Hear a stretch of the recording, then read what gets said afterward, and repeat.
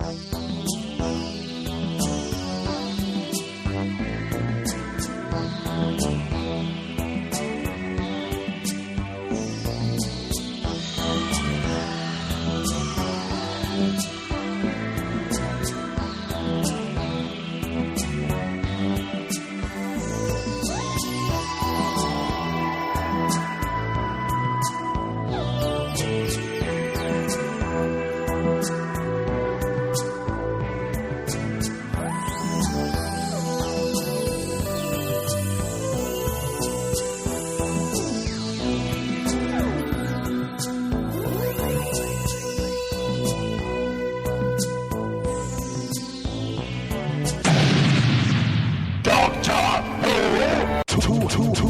TV. Welcome back to Doctor Who, Too Hot for TV. Yes, we're back, and as always, I've got a guest with me. This time, I've got the king of podcasts himself. He's Mr. Strangers in Space. It's JR Southhall. JR, welcome. The king of podcasts? That's what you are. Not for a long while, I don't think. I think these days I'm more the forgotten man of podcasts. Not at all. Not at all. And how long have you been doing Too Hot for TV? Because you don't say it right, do you? It's Too Hot for TV, isn't it? It is Too Hot for TV. I've been doing it 4 years.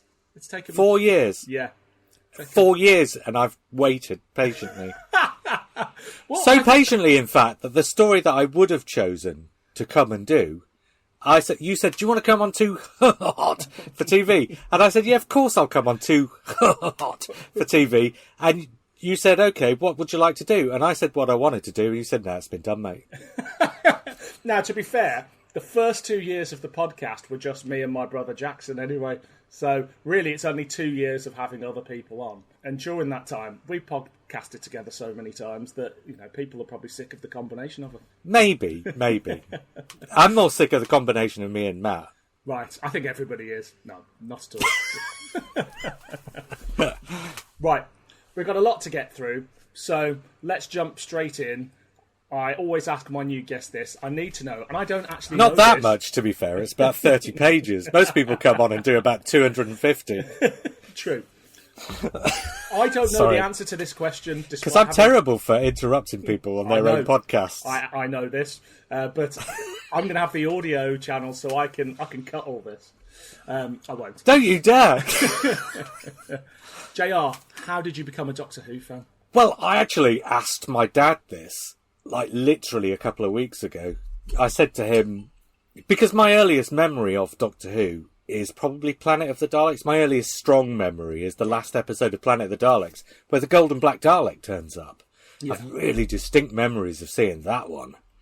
And also, I think I can remember the Sea Devils coming out of the sea.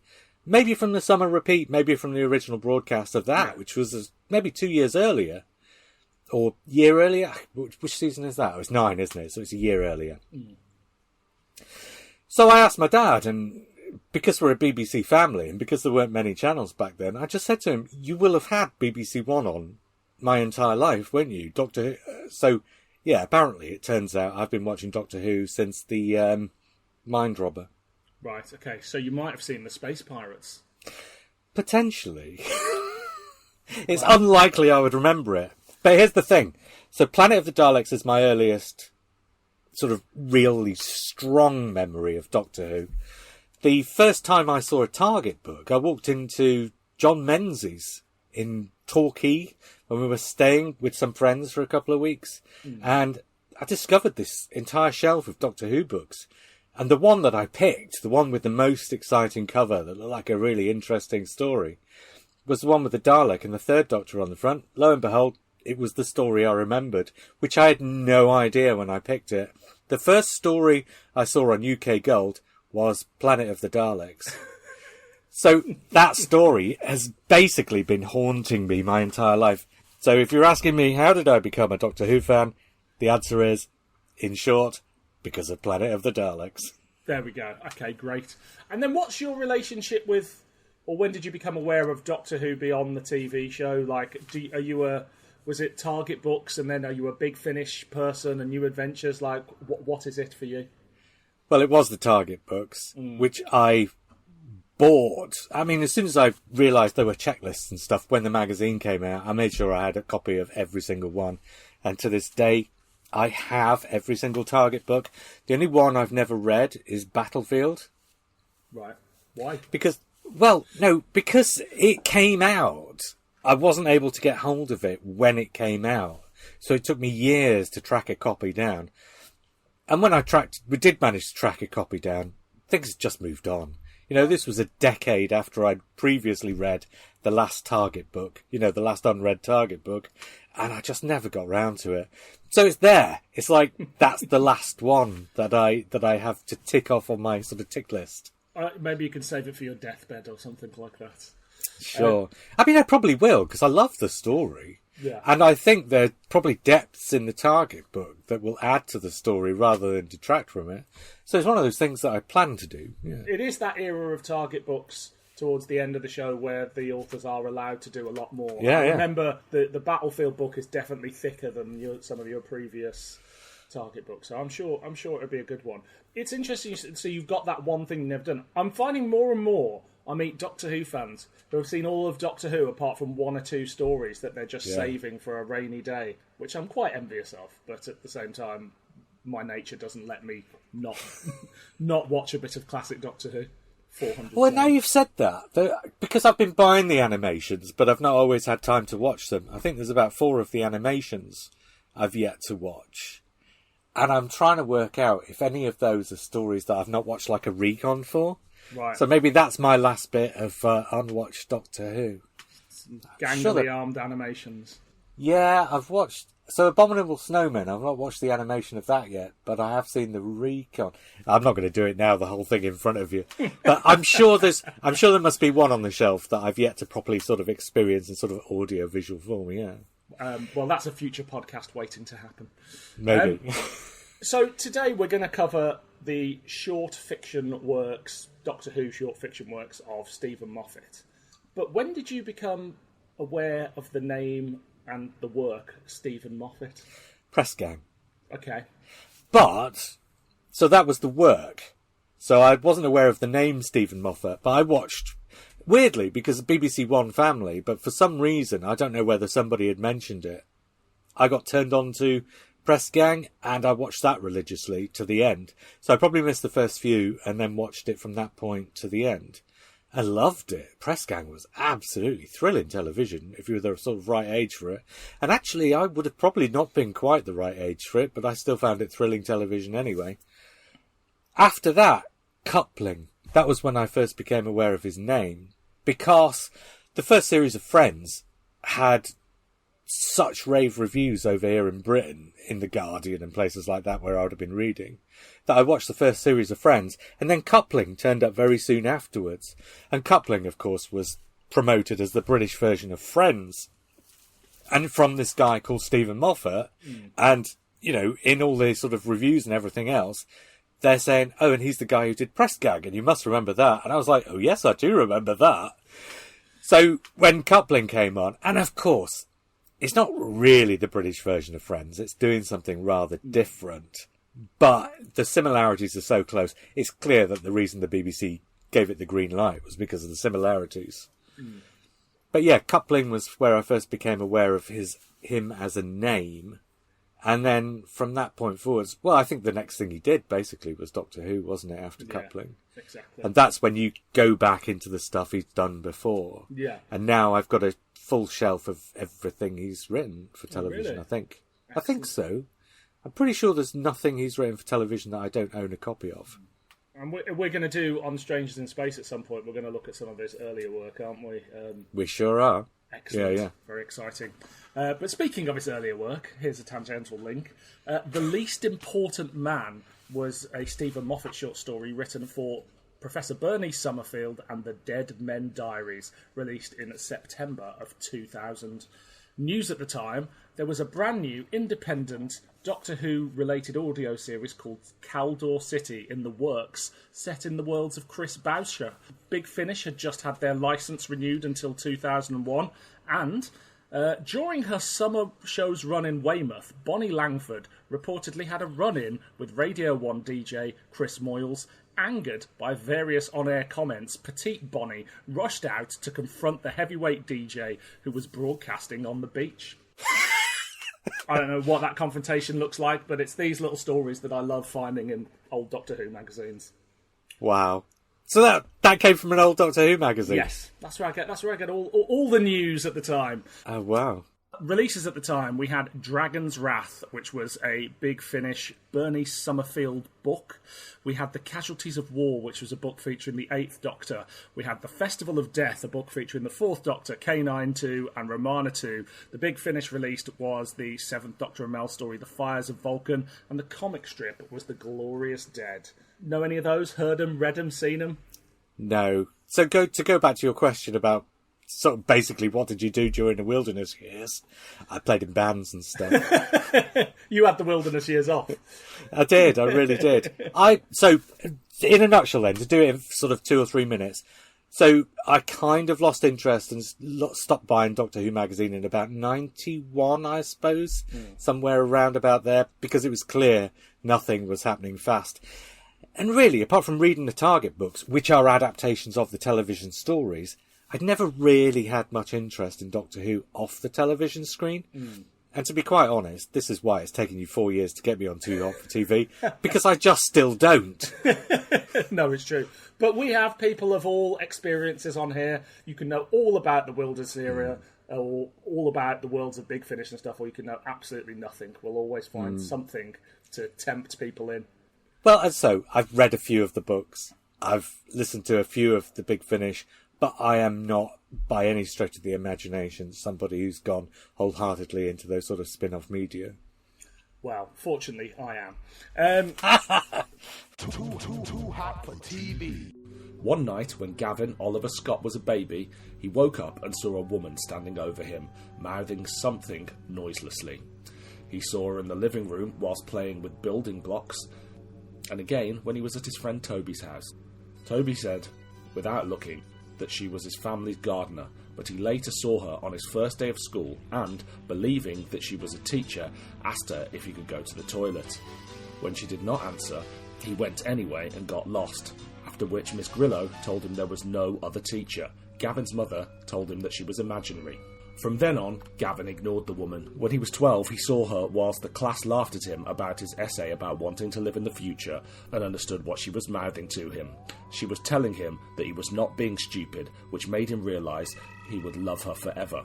At university, he meets and falls in love with Irene Gilby, and is a close friend of hers for 3 years, not confessing his feelings to her and being unaware that she is having an affair with Mr. Frisbee and Toby. Having learned to lip-read from Irene, who is deaf, Gavin is able to communicate with the woman when she appears in his flat, reading her lips and holding up cards. He learns that she is Bernie Summerfield and that she is looking through his life with a quantum imager from the 27th century as part of a lecture on life in the 20th century. She tells him that he will commit suicide today and be the only well-preserved body from the time period.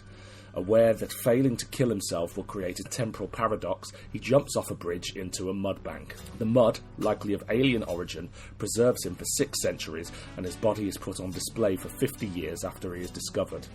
It is only thanks to the quantum imager that it has been discovered that he has been alive all that time. Benny restores him, granting him his childhood dream of living in the future. This synopsis was taken from TARDIS Wiki. Too hot for TV. So, before this story came out, there's one other Steven Moffat contribution to Doctor Who, another short story called Continuity Errors, which came out in 1996. Now, we covered this in one of the early episodes of the podcast, but... Bastard. I'm sorry. But you are familiar with it, right? You've read it. Yeah, sure. One of the books that I did buy. I bought, to be honest, I went off and bought all the books that had been released during the Wilderness years for no other reason that I'm one of those people who... Somebody gave me a box with about 30 books in it, and I was like, oh, fuck, I have to buy them all now, don't I? So I did. And Decalogue 3 was one of those, and of course, Steven Moffat's in there. So... once you put the name Steven Moffat together with... Well, I mean, I'm sure it was probably around the time Empty Child was on the television anyway. So, yeah, continuity errors I probably read about the time of... Well, RTD1 maybe around the time of Empty Child, maybe slightly later. Right. And this story, Continuity Errors, it's sort of... I mean, it lays a very good groundwork for what Steven Moffat's going to do with Doctor Who decades later when he gets his hands on it as a showrunner, right? Shall I tell you exactly what it is? Go on. It is, and this is true of all of these 5, that he writes 5 short stories.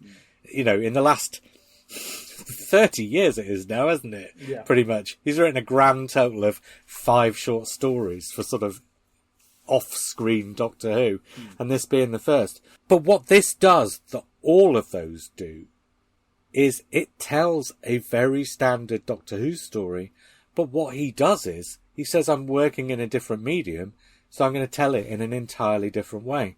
And I think this is, to sort of leap ahead of ourselves, I think this is the conclusion we'll come to, is that Steven Moffat, everybody talks about the repeated tropes, and we will get into all of the things that are in these short stories. There's a couple, right? There's a couple. Yeah. We'll get into all the ones that have turned up on the telly at some point or another, either before or after they were in the short stories.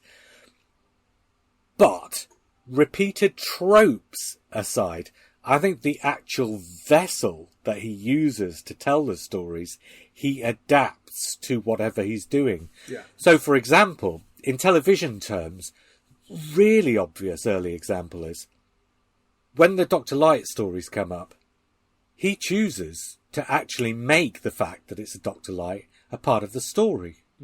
So instead of it just being a story that happens when the Doctor isn't there, it's a story that happens because the Doctor isn't there. Yeah. So it's not just a story that happens in his absence, it's a story that happens due to his absence. And with the short stories, and I think with Continuity Errors, it's exactly the same thing. So Continuity Errors is, the Doctor turns up somewhere, realises there's a war going on, he wants to stop the war. That would make for a great television programme if you could have monsters and aliens and an alien landscape and, you know, explosions and spaceships and all this kind of stuff. But all Steven Moffat's got is the written word on the printed page.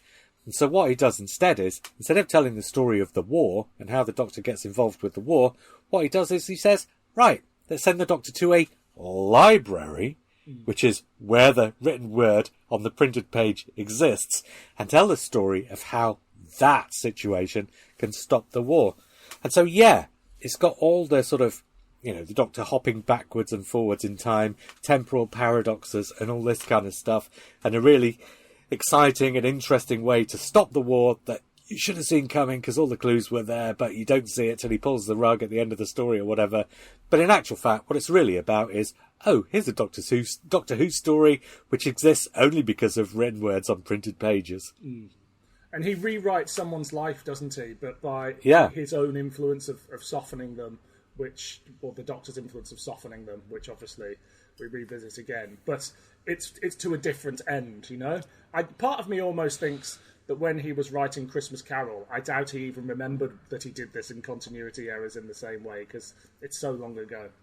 And he does it again in Listen, of course. Yeah. Listen is going to be a large part of this conversation, as we discussed before we recorded, because Listen is basically probably just about my favourite Doctor Who story anyway, but also I think it's really interesting the way Listen works and the way it relates to all the other things that Steven Moffat's done. Yeah. And yeah, Listen is about, ultimately, it's the end of that story is about, and you know, you don't see it coming, you don't realise the story's going to be about this till you get there. It's about how did the Doctor become the person he became, because he actually basically goes back and basically creates himself in a sort of temporal paradox. That's how the Doctor becomes who he is. And yeah, that's exactly what he does in Continuity Errors. Yeah. So it's not an original. So, to sort of jump further into the least important man, this is a Bernice Summerfield story. How familiar are you with Bernice Summerfield? Well, I know Lisa Bowerman a bit. Does that answer your question? Yeah. Sure. Not terrifically. I'm trying to think. I think I read not her first novel, but I think I read one of the novels that she appears in. So I know her from that, and I know her by reputation. Clearly. Because I tell you what, Bernice Summerfield is that perfect creation, isn't she? She comes just at the start of when Doctor Who things are starting to be licensed out by the BBC rather than by the individual authors, doesn't she? Yeah. But she's created by an individual author, so she's outside of what the BBC needs to license. So she kind of becomes this perfect creation to sort of spearhead the sort of licensed but not licensed things, if you see what I mean. Yeah. So she's the reason Big Finish exists, for Yeah, example, isn't exactly. she? Sort of, in a way. Yeah, they did audio adaptations of some of her stories and eventually original dramas first because they could get the license to it. Exactly. So that's how they were able to sort of prove their work. I mean, they did the audio visuals, then they did the Bernice for Summerfield on a more professional level and sold them sort of in a licensed way. Yeah. And that's how they got the BBC license, yeah. Exactly. Now, you're not that familiar with Bernice Summerfield, and I'm wondering whether Steven Moffat is that familiar with Bernice Summerfield in terms of he doesn't get anything wrong about the character or anything like that, but the character is not an integral part of this, and it feels like he just wants to. He's got a chance to write a sci-fi, a Doctor Who tangential story. He's got a bit of time. He's got a sci-fi idea, and he's like, "How can I work this in?" What do you think? Do you know what? No, I totally agree with you. I never write notes, but I've actually got notes for this. And part of the reason is because I have one of those memories that doesn't remember the details of things, like books. But also, the other thing is, I'm sitting there last night, I read these as recently as possible to recording so that they'd be fresh. I mean, reread them, I've obviously read them before. And I'm halfway through this story, and I'm suddenly struck by this note that I had to write down, so that's when I went and fetched pen and paper. This is Steven Moffat's first Dr. Light story, or rather Bernice Light story, isn't it? This is the first time he actually says, right. And so you're probably right, I think you're right. His motivation to write a Bernice Light story is probably that he's not that familiar with the character. And so I think, going back to what I said about the adaptability, how do you make it a positive thing, not being familiar with the character?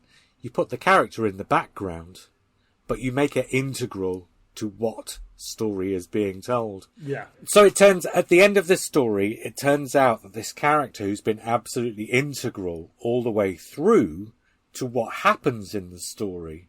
So this is, again, he's written a temporal paradox, but you don't realise until very close to the end of the story that it's Bernice Summerfield who is throughout the story, despite not really having any part in it. And then at the end, it turns out she's got this absolutely crucial part in it.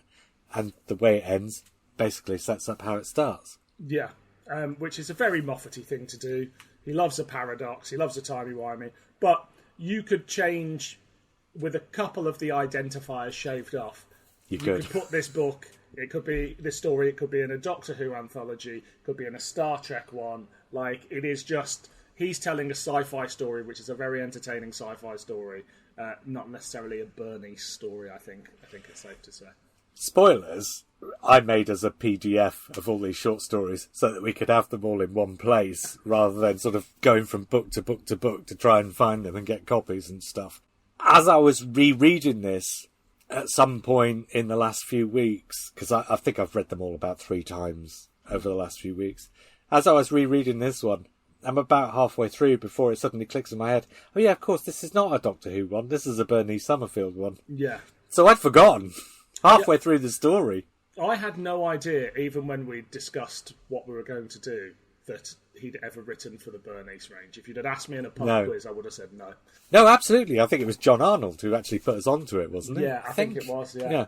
Is Moffat a confident writer at this point? People sometimes say he sort of blinds them with big ideas and sort of hopes the story won't fall apart, which I don't necessarily think is true. I don't think it's true at all. I think people completely misrepresent him. I think he's very adaptable. So, for instance, people categorise him as a sort of sex comedy writer because of coupling. But not all of his stuff is like coupling. A lot of his stuff has got elements of that, because I think when you write something big, elements of that are bound to sort of dissipate into your other stuff.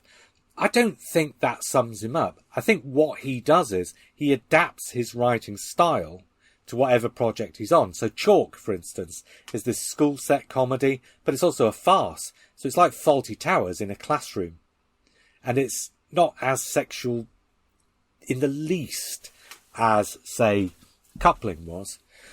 I think what Steven Moffat's really good at is doing observational stuff. So to go back to Coupling again, I've just rewatched the whole 4 series. And it's not the sex stuff that you take away, it's the observational stuff. He really gets what people are like, what people are interested in, what people think about. He really gets that, and he manages to put it there in the script in a way that makes those characters not feel like real people, because they're just caricatures of aspects of people, but so that you can recognise what's going on. And I think that he does that in the short stories, and I think he does that in his Doctor Who, but I don't think people see it, because they're so busy looking for the plot turns. Yeah. So in this, for example, in The Least Important Man, it's about this boy who's a nobody, and there's so much observation in there. There's this woman that this boy falls in love with, and he becomes obsessed with the idea that she's having an affair with the teacher, and he goes to his best friend and he's banging on to his best friend about the fact that she's having this affair with the teacher, and the best friend tells him, no, the reason she's taking so much notice of him is because she's deaf. So therefore she has to be hyper aware of everything that he's doing and saying in order to absorb what he's talking about. But what you don't understand, and what turns up later in the story is, yes, she's having an affair with the teacher and the best friend, and that's why the teacher and the best friend are colluding to keep it from this main character, because they don't want him to know. And it's so obvious, and it's so observational, because it's exactly the way that people behave, that people don't notice that stuff because they're looking for the little plot twists. Exactly. And I think the humour and the character work that's on offer here is, I mean, you're just drawn into the character straight. And again, this could be a character from Coupling if this was, obviously it wouldn't be about time paradoxes, but it's, you know, if this was a Coupling and Press Gang. And Press Gang, yeah. Yeah. I think the Moffat backlash happened around Series 6 because everybody expected the outcome to be more complicated than it was. And while perhaps the mechanics of the plot of the finale don't quite hold together because it's a little bit rushed, they suddenly forget all the stuff that they really liked about Moffat that came before that. It's quite nice to revisit this part of his career where there was no expectation that Steven Moffat writes a good Doctor Who script that everybody loves. No. And the great thing about this as well is, it's not just in the observation, but he always ends it in a place that has something to say as well. And I think he does this on TV too. And again, I think people don't necessarily always notice. But here, with the kid, he gives the kid, Gavin, the main character, he gives him such a beautiful ending. Mm-hmm. But you don't really notice, because you're looking at the time paradox. You're being sort of sideswiped by the time paradox. But he just gets this absolutely glorious ending that's a real moment of sort of poetry and empathy for the character that for the last 10 sort of 12 pages before that he's been relentlessly taking the piss out of. So Steven Moffat's able to disguise the fact that this is a real-ish feeling character who's going to get a sort of happy ending by just mercilessly taking the piss out of him and making it look like this is just a sort of one of those sort of comedies of cruelty about the sort of fate of this character being something terrible. And then he sort of blindsides you at the end by pulling this everybody lives type ending out of it. Exactly. The word Blake 7 gets mentioned a lot in this story. Now, this isn't exactly a Moffat trope or anything like that, but, I mean, does something like a Blake 7 reference pull you out of the because I don't know why, I've never thought of Blake 7 existing as a fictional, like, world within Doctor Who. Do you know what I think he's doing, though? Go on. I think Blake 7's there to represent Doctor Who, but because the main character is from the worlds of Doctor Who, he has to use something else instead.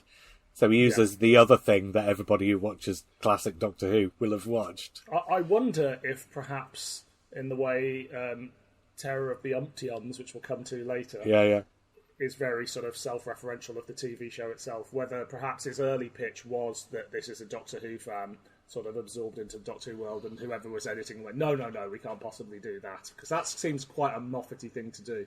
Might be. Because then the other thing is, he's never really mentioned or talked about Blake 7 anywhere else at all, I don't think. I can't think of Blake 7 being something that... Because there's all these things about Moffat in old interviews talking about old Doctor Who and stuff. I don't ever remember him mentioning Blake Seven anywhere. Yeah. So it doesn't feel like that was a deliberate choice, or it feels like it was a replacement choice, doesn't it? Yeah, exactly.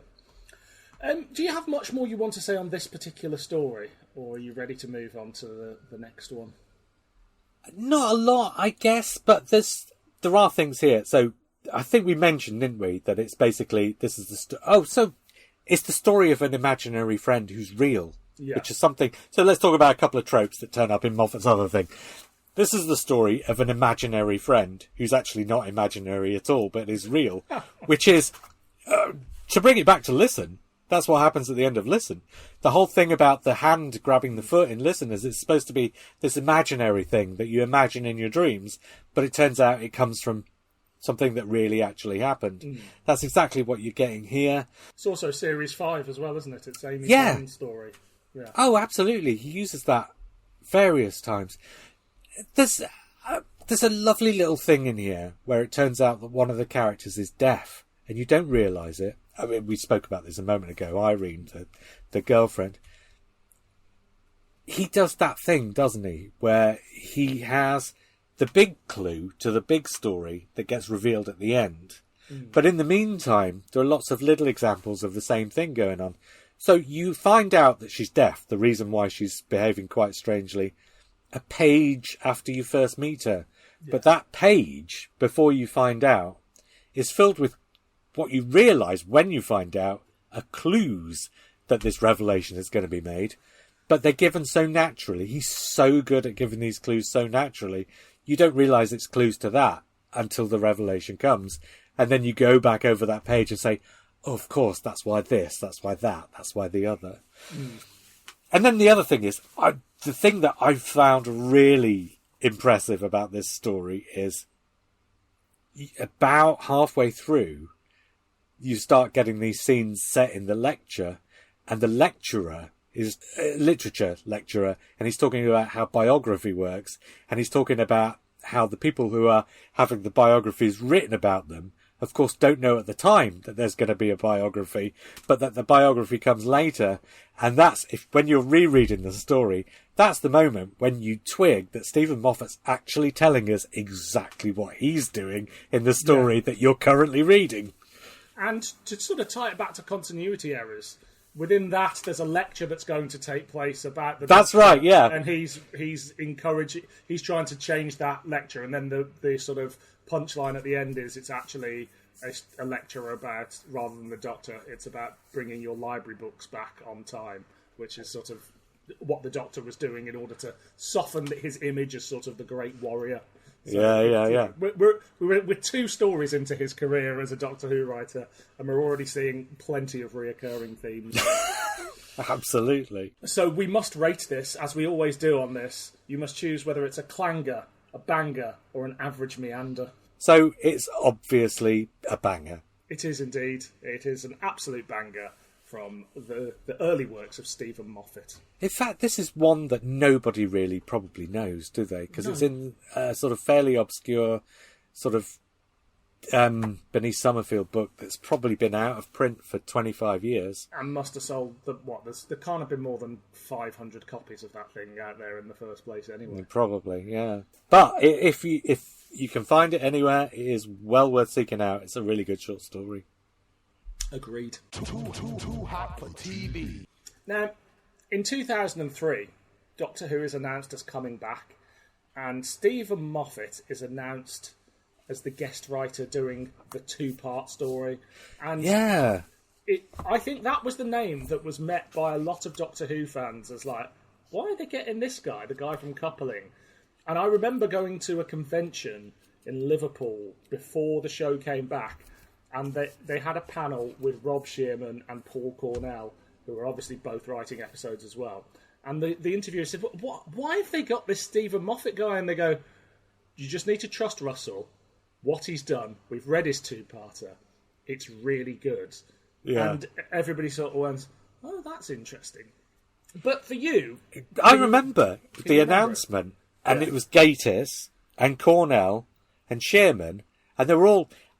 See, at the time of the announcement, I think I was sort of vaguely aware of the names. The only one I really knew, probably, was Gatiss because of League of Gentlemen and sort of Web of Caves and whatever. I think Shearman and Cornell were both names I knew from having written the books, but I probably hadn't read anything Shearman, it was the audios rather than the books, but I probably hadn't read or listened to anything that they'd done at that point. And then Steven Moffat, like you say, exactly, it's like, it's the comedy writer. He wrote Press Gang, and he wrote Coupling, and he wrote a couple of other sitcoms.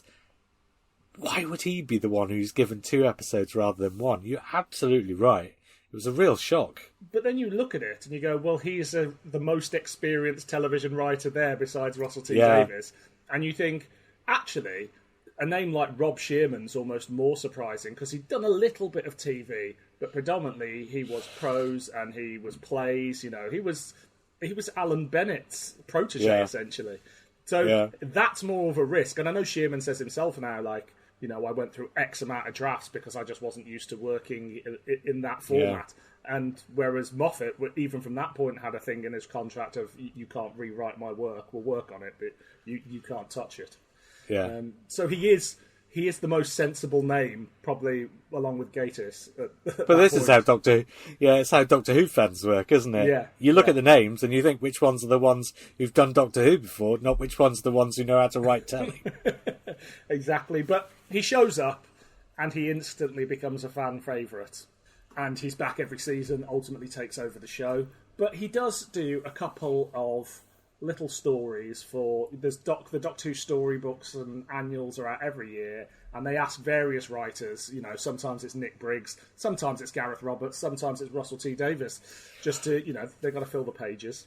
There's a really interesting thing that happens here that is kind of foreshadowing for the future, but you don't realise it at the time. And I didn't realise till I was sort of putting this PDF together for us, and I was sort of looking for things that Moffat might have done.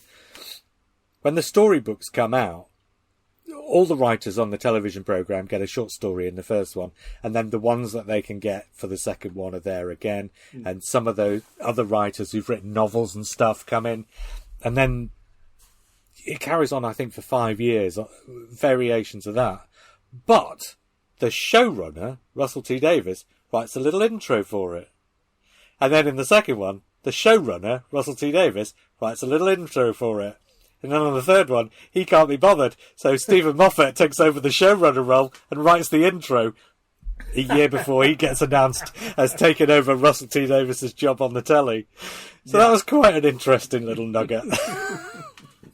So the one we're going to concentrate on is Corner of the Eye, which was part of the Doctor Who Storybook 2007, which was released in July of 2006.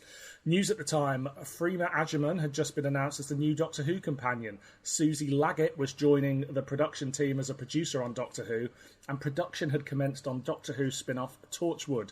From Big Finish, we had The Nowhere Man, featuring the Sixth Doctor and Evelyn, Gallifrey, Mind Bomb, and Bernice Summerfield, the Tartarus. We had the Doctor Who audiobooks featuring the 10th Doctor and Rose, the Stone Rose, the Feast of the Drowned, and the Resurrection Casket. And the comic strip was The Futurist, featuring the 10th Doctor and Rose. And on TV, we had Army of Ghosts and Doomsday. So we are slap bang in the middle of the second series of Doctor Who's triumphant return to television. And you've just reminded me why I can't listen to Big Finish. Go on. Because Evelyn is a Scottish name and it's pronounced Evelyn, and they created a character called Evelyn and everybody pronounces it Evelyn. That is just so wrong. I used to know an Evelyn who was Welsh and she used to call herself Evelyn. Outrageous. See what I mean? Disgusting. Too hot for TV. Tom and Kathy are chatting on Instant Messenger, and Tom recounts for the 50th time, as Kathy keeps forgetting, how one day he noticed a short, bald man standing behind him in the mirror.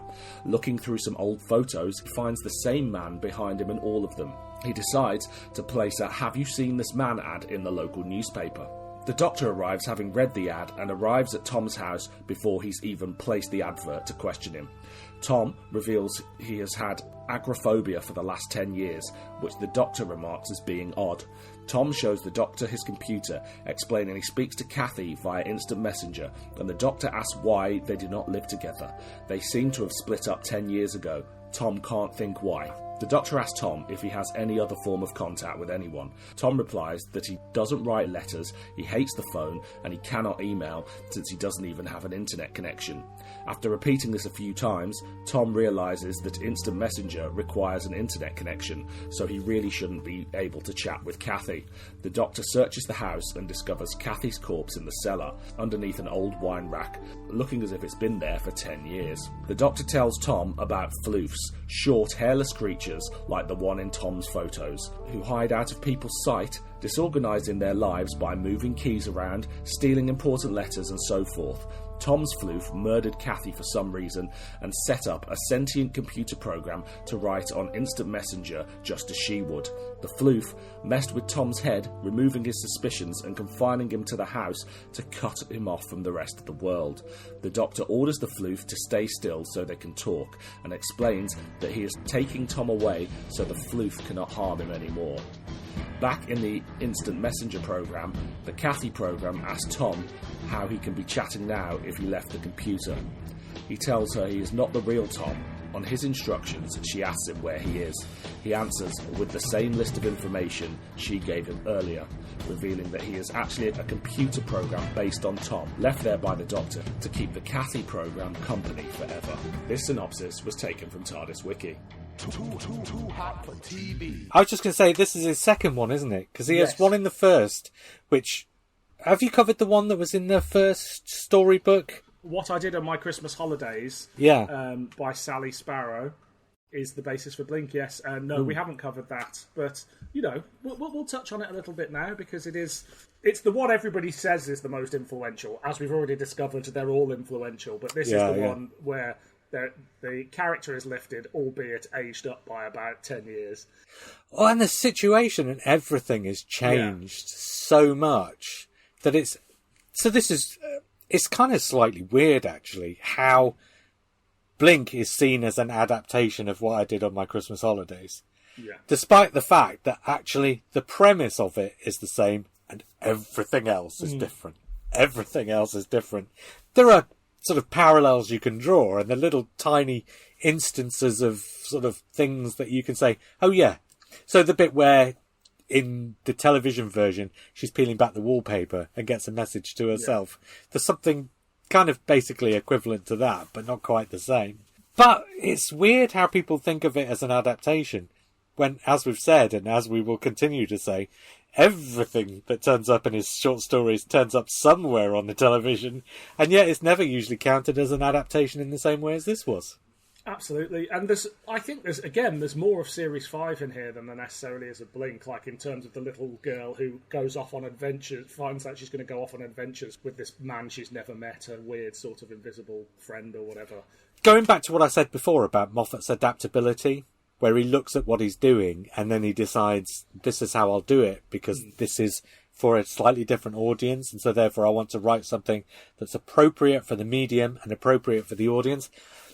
And now this actually ties into something. There's this big complaint that fans make, or a certain kind of fan makes, about Steven Moffat being this kind of weird, predatory sort of guy who puts in these scenes with his companions as children.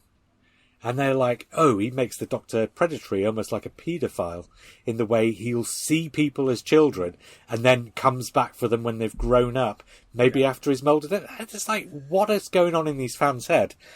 The reason why Steven Moffat's doing that is because he knows that a vast part of the Doctor Who audience are like 8 years old and want to imagine themselves going on adventures with the Doctor. So by showing Amy Pond aged 8, he can say to those kids, yes, that person who goes off in the TARDIS with the Doctor could be you, but probably when you're slightly more age appropriate, right? Yeah. What I Did on My Christmas Holidays by Sally Sparrow is Steven Moffat writing the main character in a Doctor Who story as an age-appropriate character for an 8-year-old who might be reading the story. Exactly. So what's interesting about Corner of the Eye is that obviously this picks up on a lot of, you know, we'll bring this back to Listen, and there's the bits of Bells for St. John and stuff in there. But by sort of the end of Matt Smith, the beginning of Peter Capaldi, Doctor Who's been slightly retooled as more a prestige drama, I think, than necessarily a kids' show. But this story features some quite dark elements or complex elements. But do you think it functions as a story in a thing called the Doctor Who Storybook? Do you think the story functions for kids? I think it does, because I think the thing that kids are really good at, better than grown-ups, I think, is understanding different situations and different contexts. And so the thing that this story does, I think it does it really well, is it spells out what it's doing. So a grown-up, again, will be reading this story, looking for all the things that they've seen Moffat do on the telly. A kid will be reading this story, looking at the context and understanding the context. And he throws in so many clues about what the context is going to be that when the revelation is made, any adult who's reading it is just going to go, oh, another Steven Moffat twist. Any kid who's reading it is going to go, oh, brilliant. Of course that's what it was. So I think it really does work for kids. It does, but there's quite a dark story at the heart of it. But I think kids love darkness, though, don't they? Yeah, Roald Dahl used to why do kids like Roald Dahl? It's because it's full of these grotesque characters that are really quite dark in their own sort of ways. Even the more lovable ones like Willy Wonka, you know. And you tell me, what age were you when you first started watching Hammer movies? 8 or 9, something like that. Yeah, exactly. So if you can deal with that when you're a kid, you can deal with this. I think this as well, actually, because of what it is, what the story is, I think this relates even better to kids. Because the thing is, these days as well, kids are brought up in the classroom. I mean, you're younger than me, so you might know this better than I do. It certainly wasn't the case when I was a kid.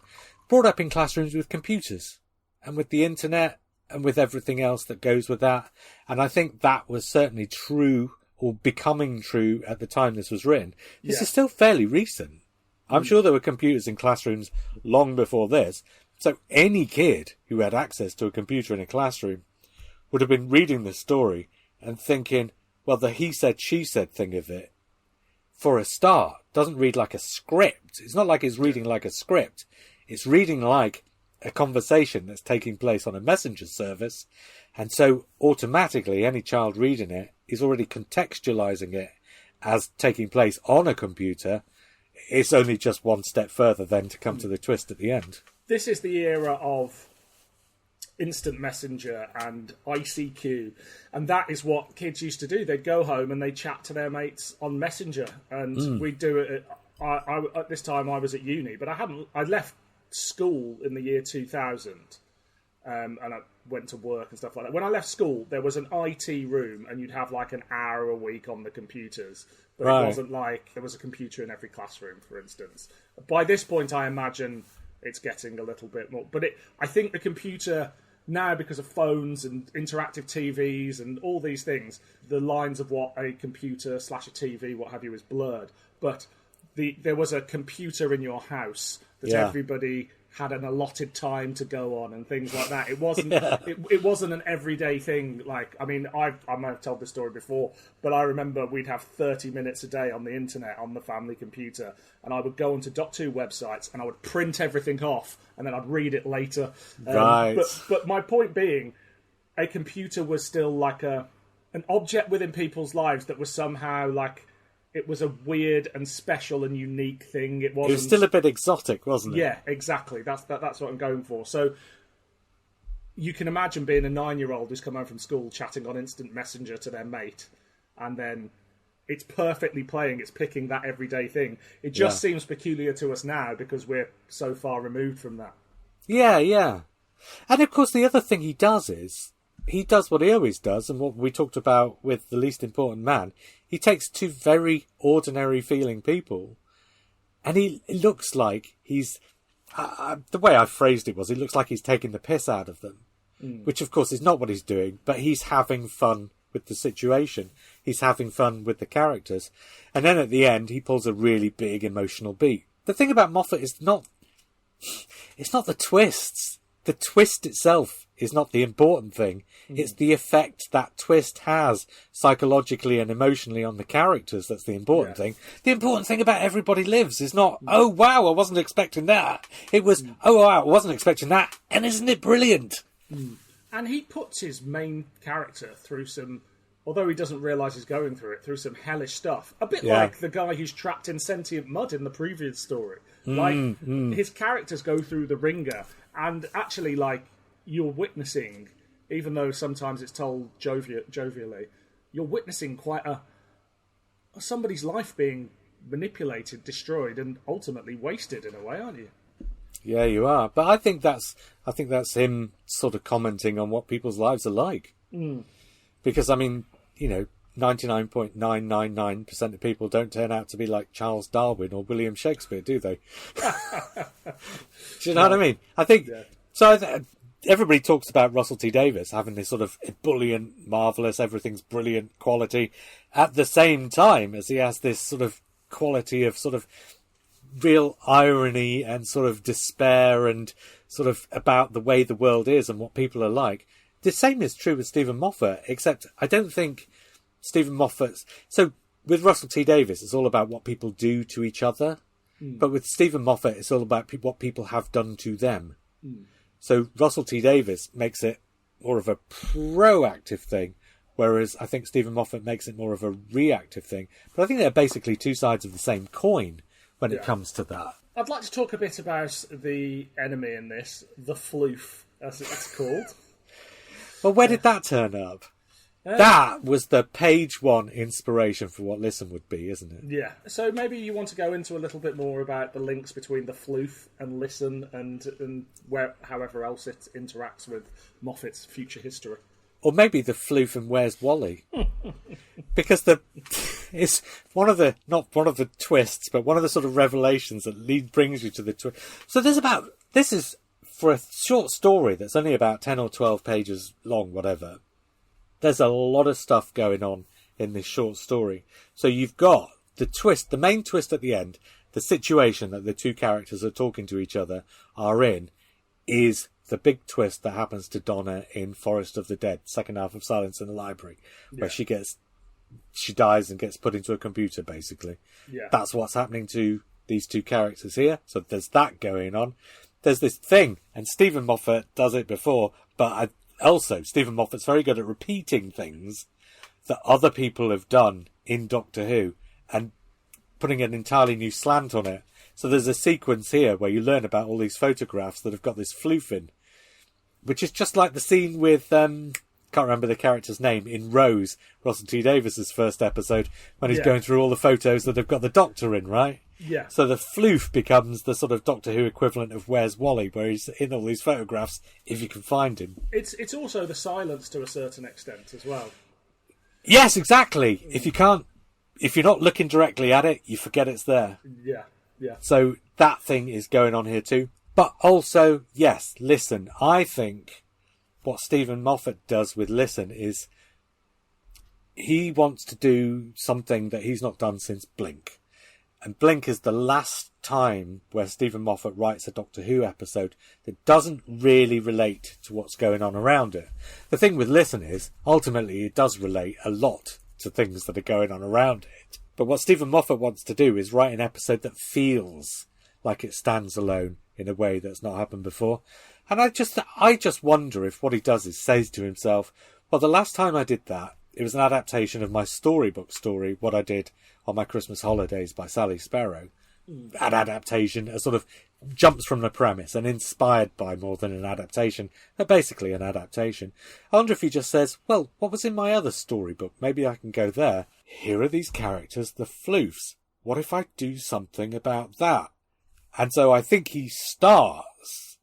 And I wonder if this is why it's never become a thing, because probably he doesn't talk about it in the way that everybody talked about what I did on my Christmas holidays, because he goes off somewhere else. But I wonder if he starts by thinking, what if I adapt Corner of the Eye in the way I adapted what I did on my Christmas holidays?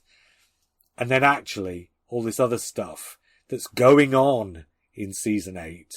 So all the stuff about Danny Pink and all the stuff about where the story's going to end, and the stuff about the barn that comes through from Day of the Doctor and goes on to be a part of Hellbent. All this other stuff comes into play, and actually, Corner of the Eye and the floofs kind of gets left to one side, And he goes on, and it's not so much an adaptation after all. But I definitely think it starts as an adaptation of this and a co-adaptation of The Red Room by H.G. Wells. Right, okay. And what's the link there?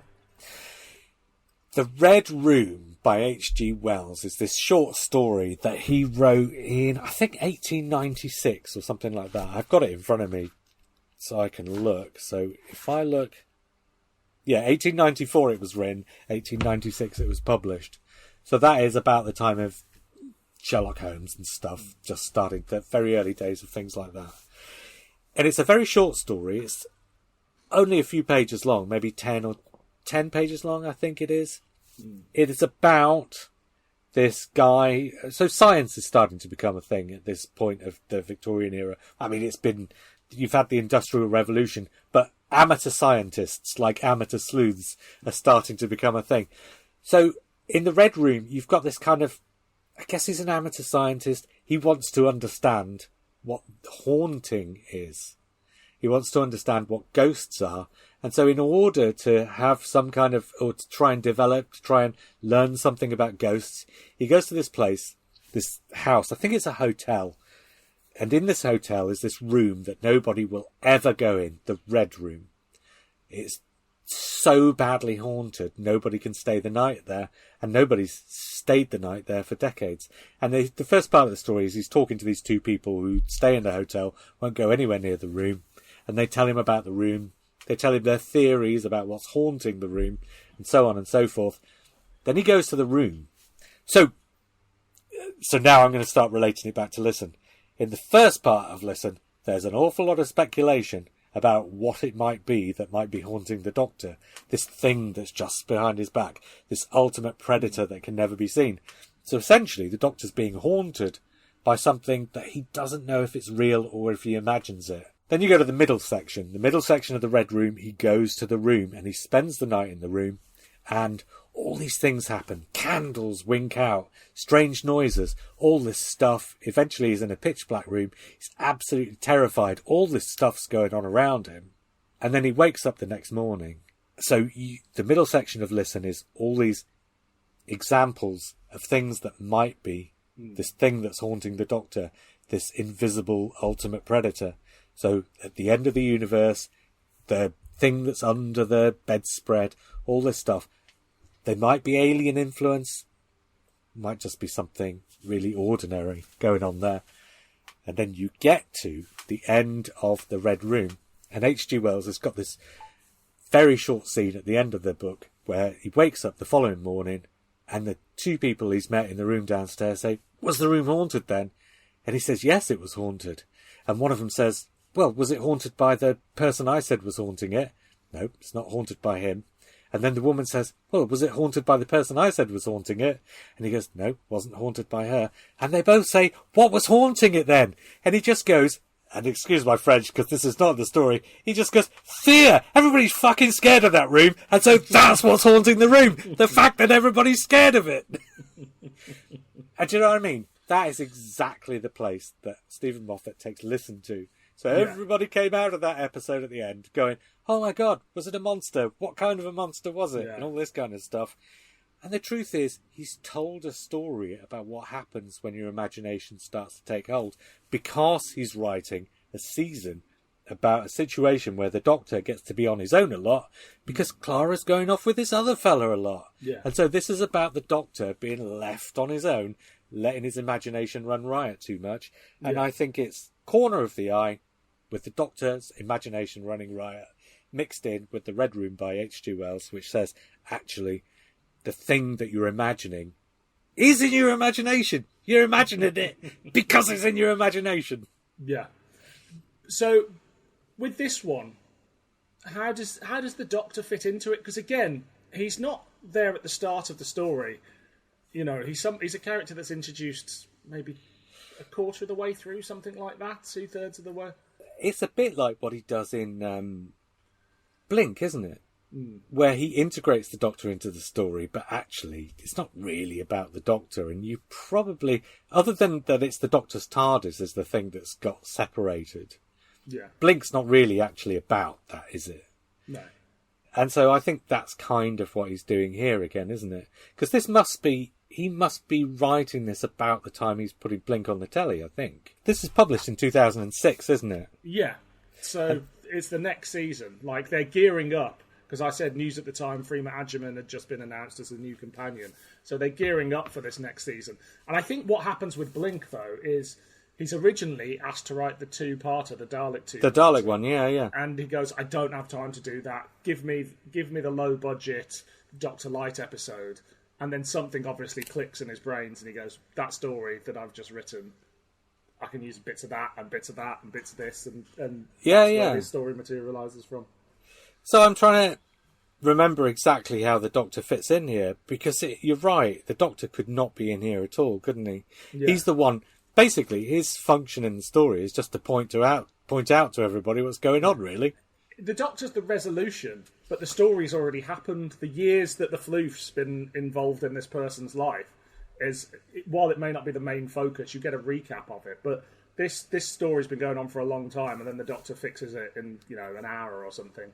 In the way that he does in Silence in the Library again, where in Silence in the Library, he's the one who saves Riversong to the databank, right? Yeah. That's basically his function in this, isn't it? Yeah, I mean, and that's basically what happens at the end. And also, so I don't know whether he'd seen the scripts for Human Nature yet, or whether Paul Cornell had seen this story yet, but the other thing about this story that reminded me of the television of that year is at the end of Human Nature, or Family of Blood, you've got the punishments, haven't you?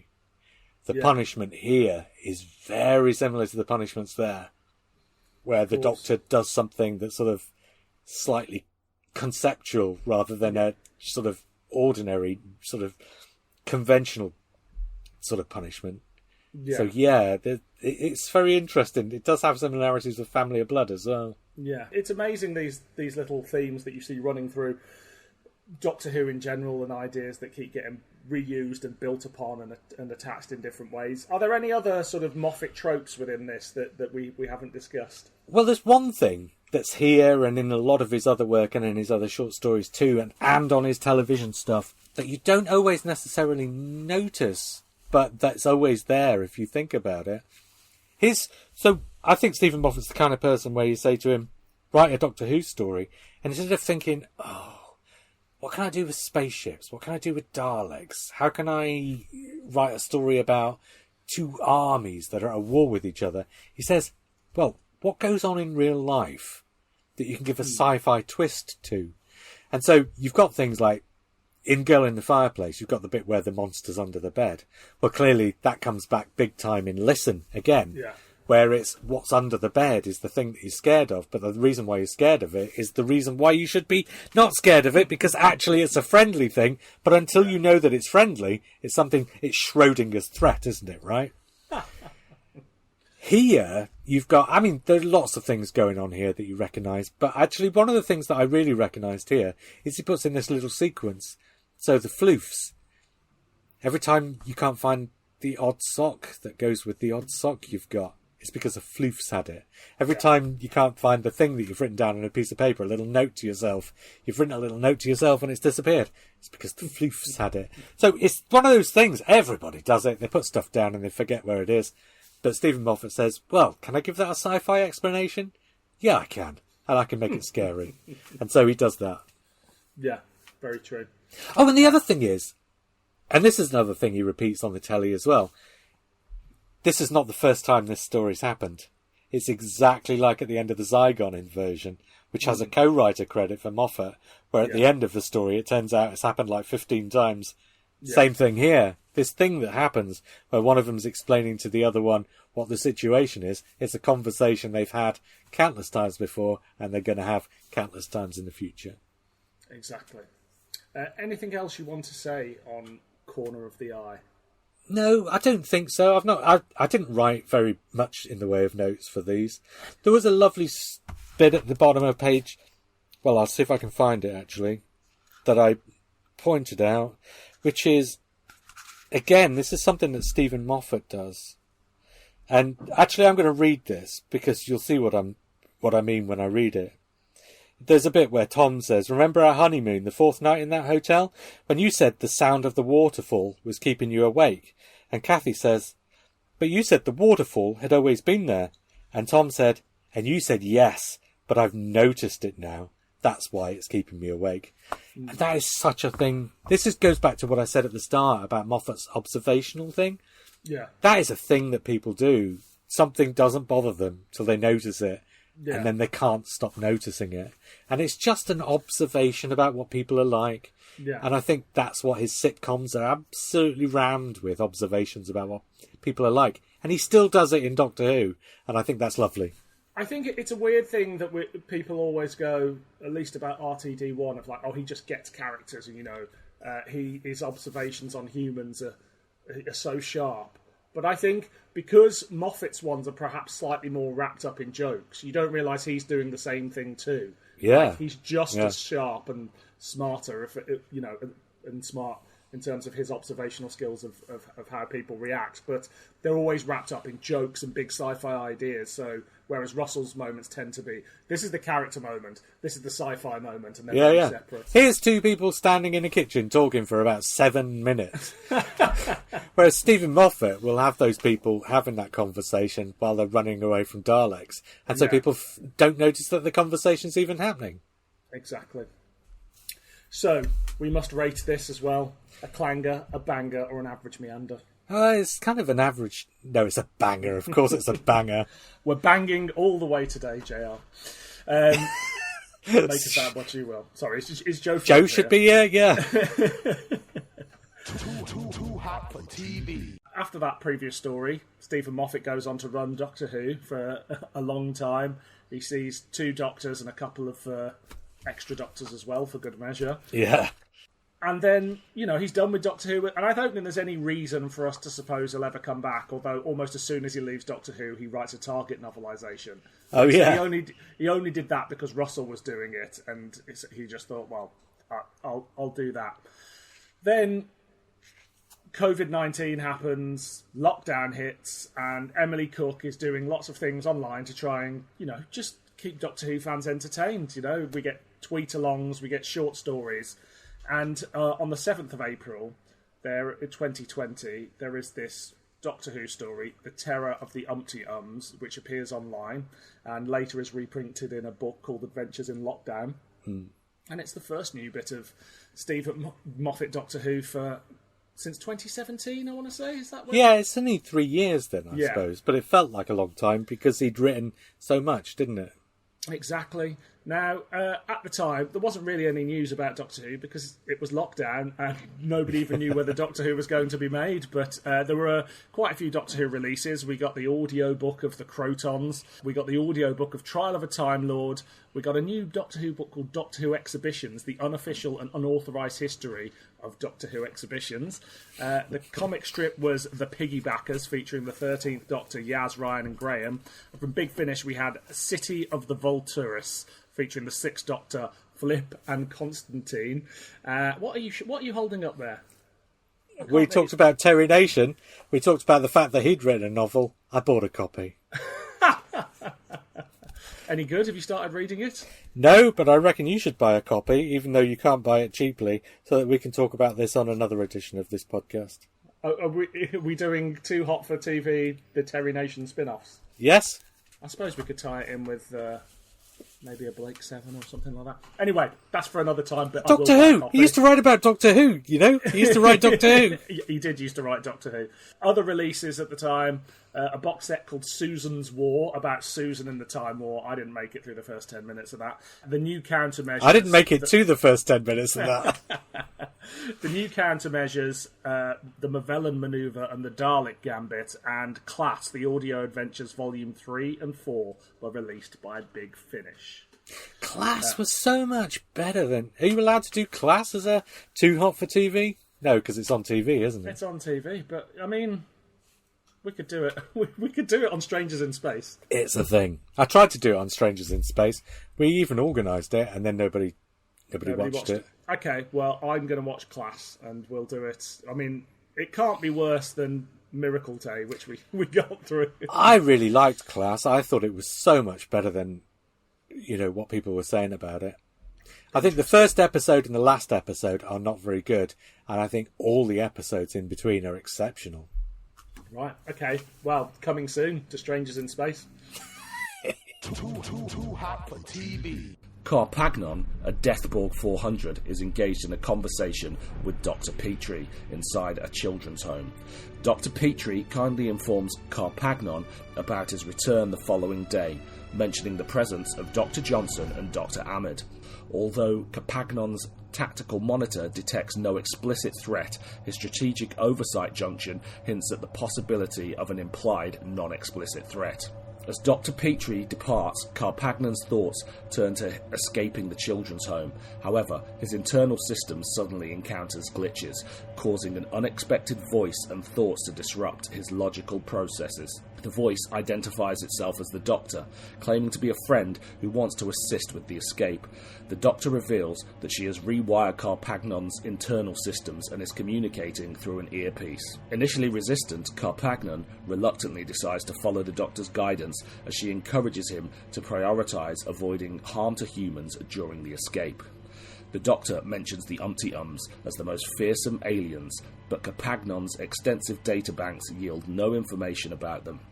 Together, they proceed to the kitchen, where the Doctor suggests turning up the heating to inconvenience the humans instead of resorting to destructive measures. Although Carpagnon initially craves vengeance, he finds himself hesitating and ultimately follows the Doctor's suggestion.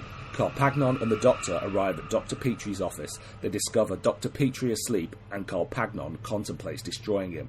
However, the Doctor challenges Carpagnon's hatred, suggesting a mischievous alternative of drawing a moustache on Dr. Petrie's face instead. With a mix of conflicting emotions and the Doctor's influence, Carpagnon opens the front door to escape the children's home, feeling the cold air in his lungs and shivering.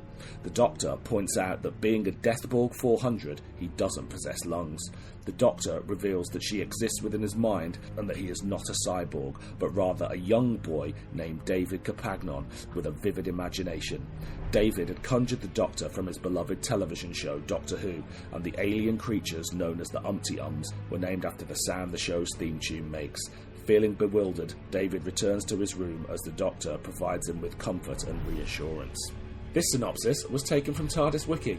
Too hot for TV. Here we get Steven Moffat's first new bit of Doctor Who in 3 years. And it's Steven Moffat writing for the 13th Doctor. He gets her so well, doesn't he? It's amazing how well he does her. It's quite interesting that when he writes for the 10th Doctor in Day of the Doctor, he writes the 10th Doctor like the 11th Doctor. So I was a bit like, oh, is he going to capture her voice? But he does it? It is immediately. At no point are you thinking, which version of the Doctor is this? No. In fact, yes, because reading it like way after the fact, you forget what it's about and when it was from, and you just think, oh, and you're right. You go into the story thinking, oh, which Doctor was this again? And as soon as she opens her mouth, there's just no question whatsoever. He just really gets her. This is a story about lockdown, isn't it? I wonder if any of the other stories were about lockdown in the way this is. Yeah, I'm not familiar with any of the stories, to be honest. I only read this for this. I didn't read any of them at the time. I think the others just wrote Doctor Who stories, really. Yeah. I think Steven Moffat did that thing that I've spoken about 3 or 4 times now, where he says, right, what's this for? What's the situation? What's the context? And how do I make it suit the context? And so he writes a story, and it's a beautiful story. It is. He writes a story about a little boy who's stuck in a house. Yeah. And can't get out of the house. And and I think this is Steven Moffat's version. Do you remember the lockdown thing that Jodie Whittaker did very early on, which was for the kids, which was basically a little video that said, stay safe, look after yourselves. And it was just such a moving video because it just felt...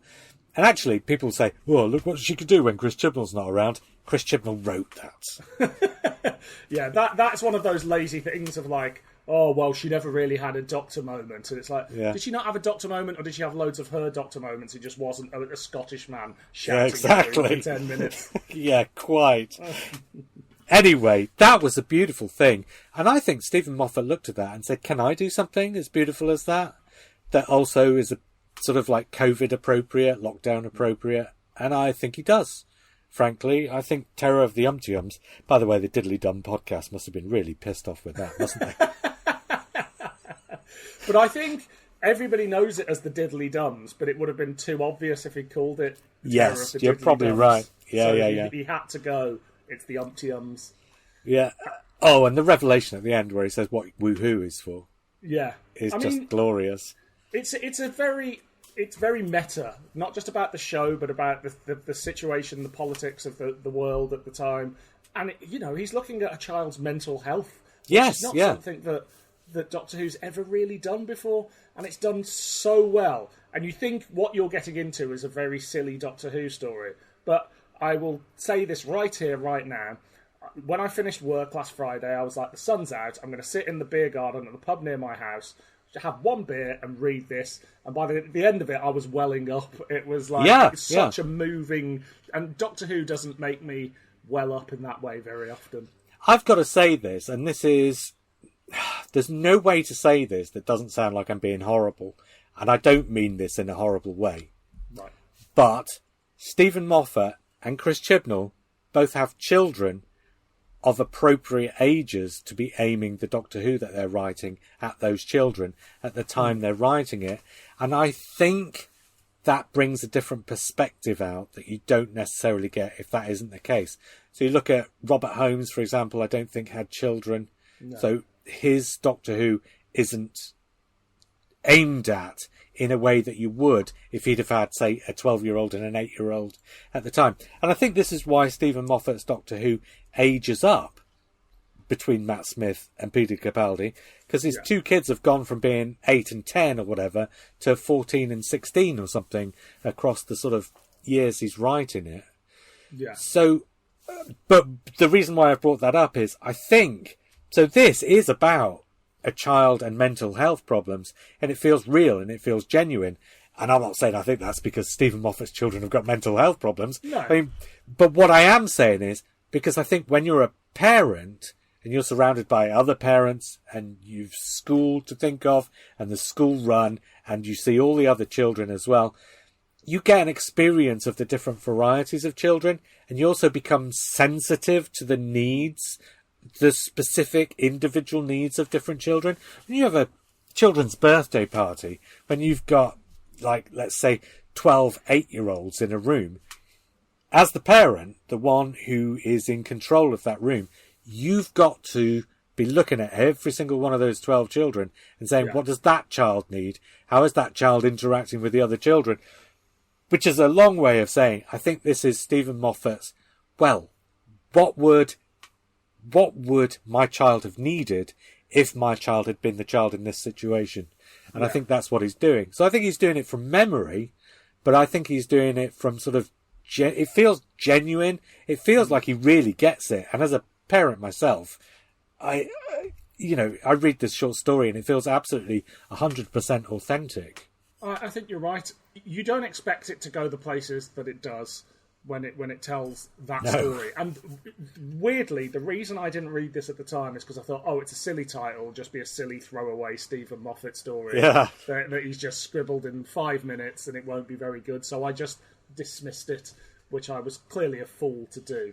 The other thing it deals with, obviously, it deals with Doctor Who as a television show. What does this... And I think Steven Moffat's era is full of him telling us what he thinks the show should be, not just with the storytelling, but in the way he sees the Doctor and the interviews he gives around things and stuff like that. Well, and on the screen as well. I think Steven Moffat does it on the screen. My favourite 3 Doctor Who stories are The Day of the Doctor, Listen, and Hellbent.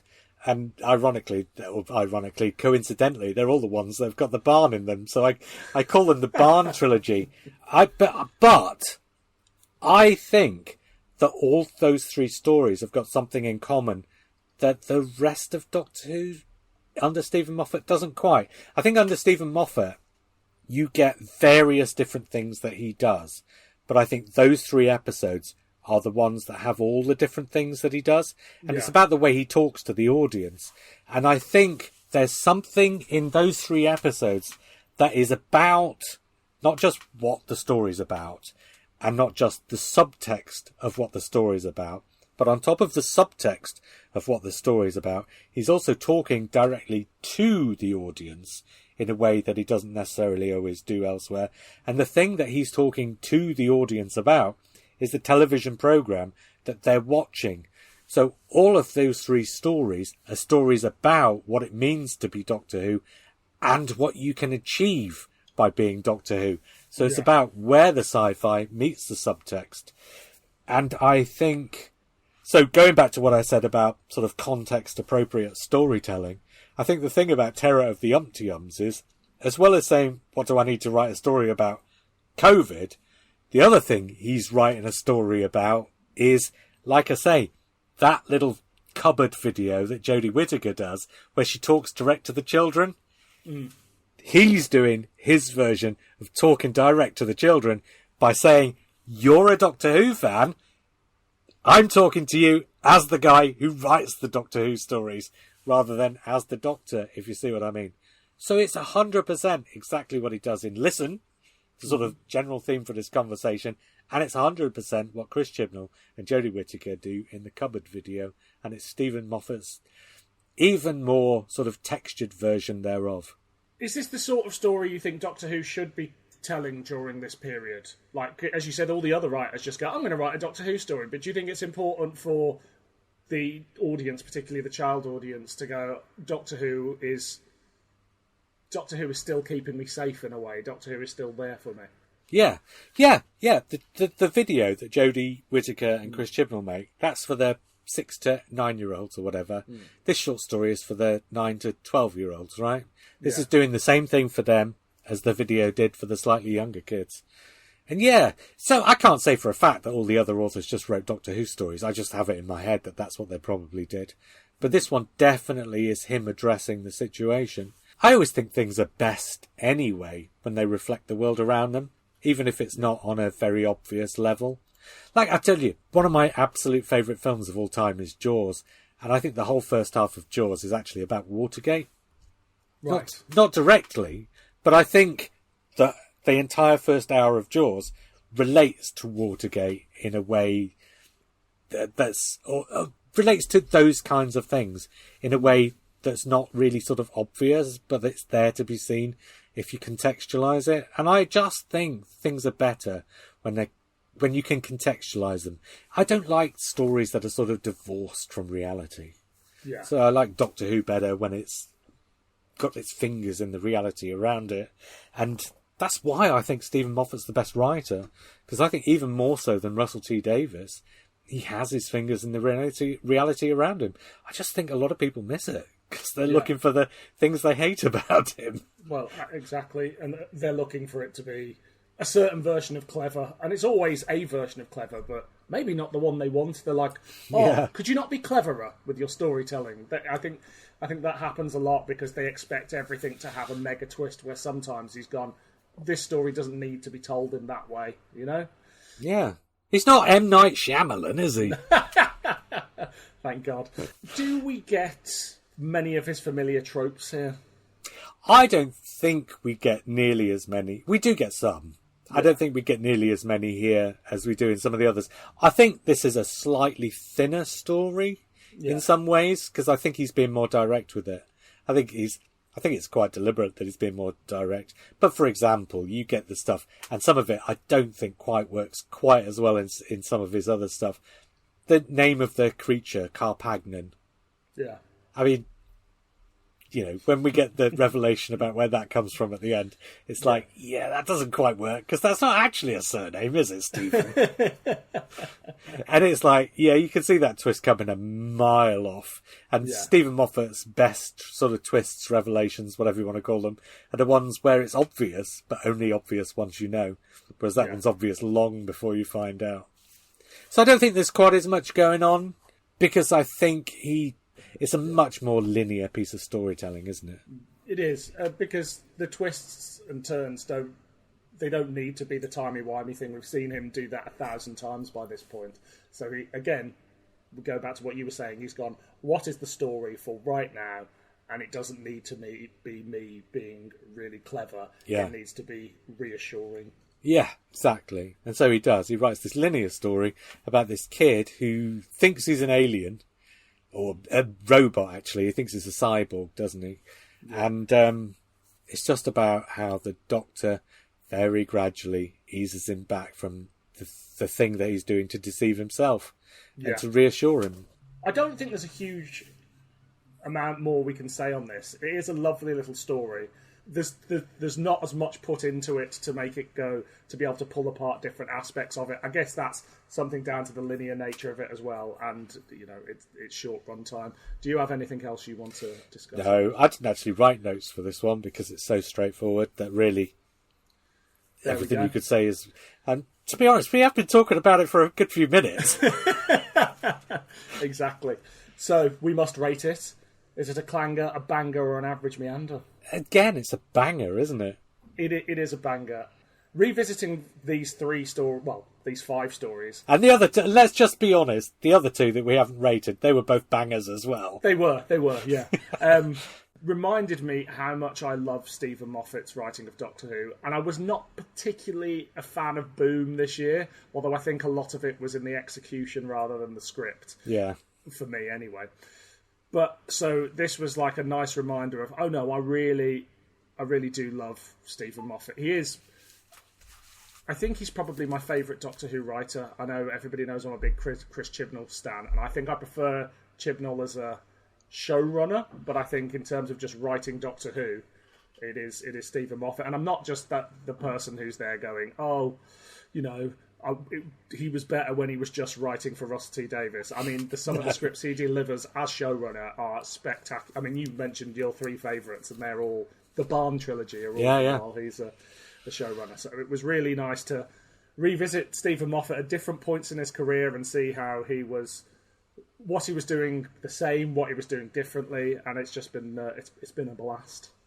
The thing is, right at the start of his career, he's just as good as he is now, frankly. He's changed some of what he writes about and some of the sort of ways in which he writes about it.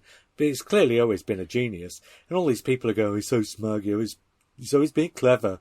It's like, yeah, but why is that why is that a bad thing? Yeah. It's baffling, really. I think he's a get on board with person, isn't he? You're either on board with it or you're not on board with it. And if you're not on board with something, it's just going to wind you up, isn't it? Exactly. Like Phil Collins. Too hot for TV. Do we want to see... obviously, we've got a Christmas special coming up. But do you think, after that, would you be happy if Moffat was done with Doctor Who? Or do you think there's room for him to come back every few years and try something new? I know I'd be happy if he was done with Doctor Who. But, so I've said that and I've thrown it away. I like it when Steven Moffat writes something, and I don't care what it is. So I'm as happy watching Dracula or Inside Man. Didn't think the last one was quite as good. Douglas is cancelled, but it was still pretty good. And that 3rd episode is an amazing piece of television that doesn't... Still not watched it. Oh, the 3rd episode... So Douglas is cancelled in a nutshell. You think you know what you're going to get from it. What you think you're going to get from it, you do get for an episode. And then it kind of just goes subtly in the 2nd episode. Oh, maybe you're not quite getting what you thought you were going to get. And then in the 3rd episode, it gives you something wholly different that really doesn't feel like Steven Moffat. Before in the 4th episode, it sort of brings it back. I do need to watch it. But yeah, I think the thing is, So I don't care where I get my fix of Steven Moffat as long as he's writing something, right? So I think I'd rather a Douglas is cancelled than 2 episodes of Doctor Who, because basically it's entirely new. In Doctor Who, okay, so he can still surprise you every time or do something that's context appropriate every time. But I think if he's writing something that's outside of Doctor Who, you're getting something that's 100% new rather than something that's just 50% new. Yeah, so, no, very true. So I'd love for him to write Doctor Who all the time. I'd love it if he was still the showrunner. But equally, I like to see things like Inside Man. Inside Man was a blast. Well, I mean, he said the reason he's not writing Doctor Who next year is because he's off making something else. So it'll be great to see what he cooks up next. Yeah. So JR, if there's anybody here who doesn't know who you are where can they find you on the internet? You do the odd podcast, I believe. Well, you've already mentioned it, Strangers in Space. Of course, I'm not on Twitter anymore. I've brought us off Twitter after the sort of whole Elon Musk now getting... I've been thinking about it since Elon Musk took over anyway. But after the whole, I must get involved in British politics thing and have a laugh at their expense. Nah, that was it. That was the end of the line for me. But yeah, if you just look JR Southhall or Strangers in Space on any other platform, you'll probably find me. And we do a podcast, which you're frequently on. Indeed. There's what's the core group now? About 12 people, is it? Something like that? Well, the whole point was that I got asked to do a podcast by Starburst magazine. And so it was just me they asked. And I said, well, I'm not going to do it by myself. I don't know what they thought I was going to do, whether I thought I was going to do monologues or get guests in. But I said, no, it has to be a team. So I got Mark and Lee in. And then straight away, Lee said, I can't make it next week. So I got Simon in so that there'd still be 3 people on like every episode. Yeah. And then Lee started not being able to make them. Mark had to pull out because of things that were going on with, and just kind of Matt had come and done some because he lived in the same place because we used to do it in person. So Matt had been on a couple, and in the end, because what happened was after I sort of broke up with Starburst magazine, for want of a better way of putting it, and I'd been intending to give up podcasting, but I got so much pushback. No, don't give it up. That we said, okay, if we're going to carry on podcasting, we're going to have to do it on our terms, which means not just talking about Doctor Who, but talking about the other things that interest us, just to keep it interesting and fresh for us. And so I try and make sure there's Doctor Who on the feed, regularly and frequently. But the funny thing is, to talk about lots of other things as well, actually, it makes more sense to talk about it with lots of other people too. So I just kind of expanded the group of people to try and expand the amount of subjects that we can take an interest in. Because if there's something that Matt and John or whoever don't want to talk about, then I can talk about it with you and Mark. And inevitably, even when we're talking about other things, all roads lead to Doctor Who in some way, shape or form. Well, absolutely. Because I think that the philosophy of the podcast is we're Doctor Who fans talking about things that Doctor Who fans like, which means a certain kind of movie and a certain kind of music and a certain kind of this, that and the other. But the whole idea of it is, I guess, that we're Doctor Who fans talking about it.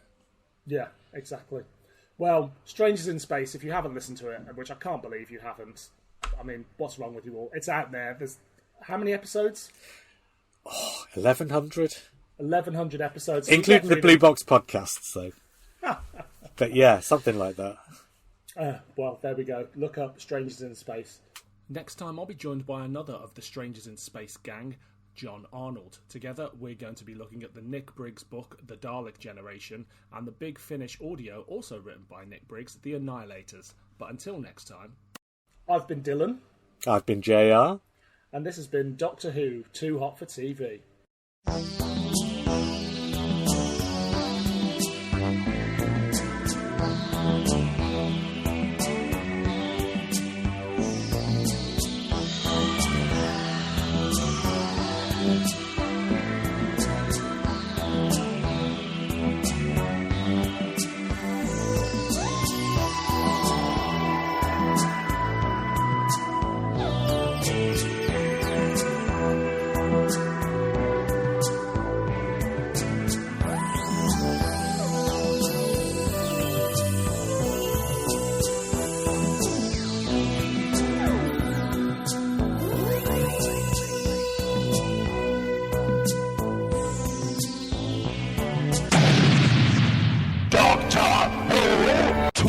Too hot for TV.